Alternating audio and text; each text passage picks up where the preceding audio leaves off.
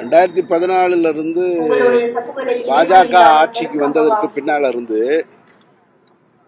பாஜக ஆதரவு திரைப்படங்கள் நிறைய வந்துட்டு தான் இருக்கு. காஷ்மீர் ஃபைல்ஸ்ல தொடங்கி கேரளா ஸ்டோரி வரைக்கும் இதையெல்லாம் அரசாங்கமே ஊக்குவிக்கிறது, அதிகாரத்தில் இருக்கிறவங்களே ஊக்குவிக்கிறாங்க. ஒருவேளை இந்த படத்தில் இருக்கிற காட்சிகள் ஏதாவது அவர்களுக்கு எதிராக இருந்திருக்கலாம். அது ஒரு சார்பு நிலையில தான் இருக்கு அப்படின்றத மறுக்க முடியாது.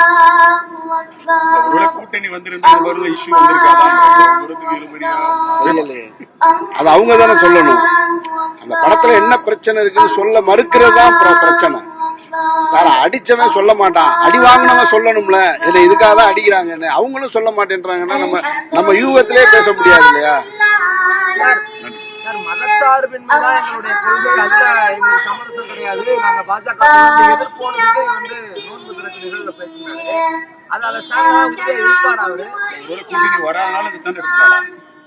அந்த மறைவான அவருடைய உள்ளத்துல இருந்த நிகழ்வுகளை நம்ம சொல்ல முடியாது. இல்ல மறைவா என்ன நடந்ததுன்றதை நம்ம விவரிக்க முடியாது. பட் அவர் எடுத்திருக்கிற ஸ்டாண்டு சரியானதானா சரியானதுன்னு நம்ம வரவேற்று தான் ஆகணும். அவங்களுடைய தலைவர்கள், தாவேகா தலைவர்களுடைய நிலைப்பாடுகள்ல என்ன நமக்கு பெரிய கேள்விக்குரிய உருவாக்குதுன்னா, நாங்க யாரோடையும் பேச்சுவார்த்தை நடத்தலைன்றாங்க. ஒருத்தர் சொல்றாரு 90 சீட்டு 2.5 ஆண்டு முதல்வர் பதவின்றாரு. சோ முரண் அவங்க கிட்டதான் இருக்கு, நம்ம கிட்ட இல்ல.